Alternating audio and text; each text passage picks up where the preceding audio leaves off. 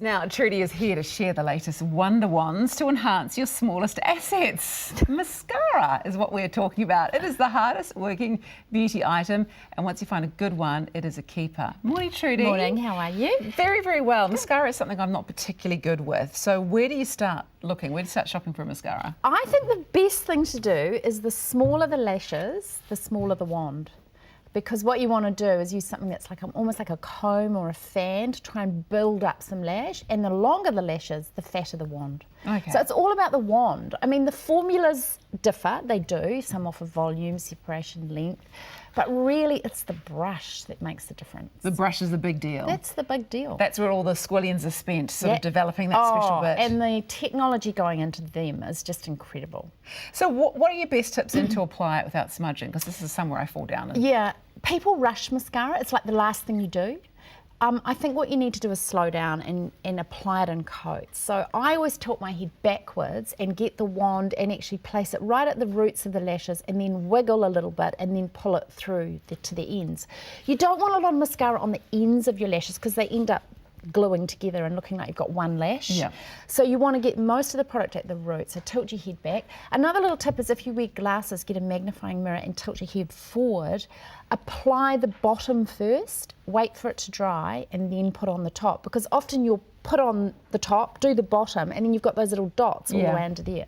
So that's also a good tip. How much should you put on the bottom lashes? Well, I don't actually put mascara on my bottom lashes very often. I have today, but I don't think you really need it. You know, that's where I think tinting is great. You know, it's loading up the top lashes and keeping the bottom ones looking really fine, and a little bit of liner under there is all you need. Especially as you get older, it looks a bit spidery, it looks a bit weird. A bit weird. Yeah, and it accentuates fine lines if you're wearing glasses too, if you've got spidery lashes underneath there. Awesome, no one wants that. No. So what is actually in mascara?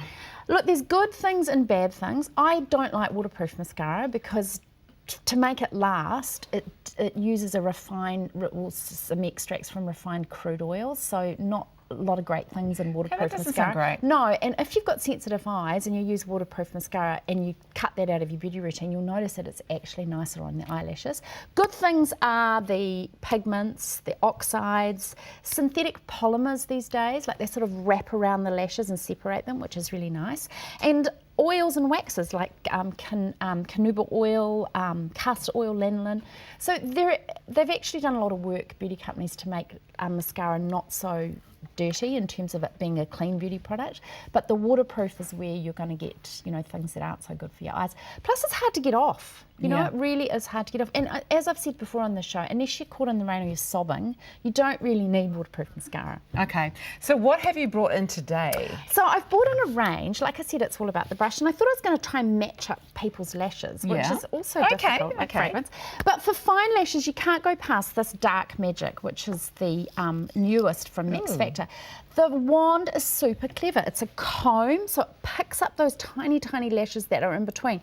I was telling one of the girls before that your lashes do shed naturally, and that's okay, but as they grow, you've got little short ones. Right. So they actually help. If you can catch those, it actually helps boost volume. So that's a goodie. Glossy. What I like about that is 2 coats, and it still feels like you're not wearing any mascara. It's really nice and light and glossy. God, I hate that feeling of like heaviness in my eyes. And, you know, $35. It's, you know, it's not a massive investment. Bit of a bargain. What about this one? This next one, I actually used it this morning, is the Smashbox Superfan mascara. Now this is great for long lashes like yours, where you just want to give some beautiful definition and load them up with a bit of mascara to add volume. The brush has got double bristles. It's got a smaller one and a longer one, so again it helps boost volume. Okay, good. This one from NARS, it's called Climax. Right. Yeah. You don't have to whisper that, it's all right. So this one is called Climax mascara. It's got a ribbed bristle, that's all I'm going to say. And it apparently coats the lashes, gives intense volume and bold, glossy shine. Okay then, and finally, what have we got here? And finally I brought this one in. Look, this I've been buying online for years. It's Giorgio Armani's mascara. It's called Eyes to Kill. And I'm a lash extension survivor, so that has actually helped nourish the lashes. It's a really good one. And now you can buy it at Smith & Co. They've got a nice new Luxie counter. So it's now in New Zealand. You don't have to buy it online anymore. Excellent. Good to know. Hey, Trudi, always fun having you in. Thank you for that. Thank you for that insight into mascara. Now, for more from Trudi, you can head to her website, beautyeq.co.nz.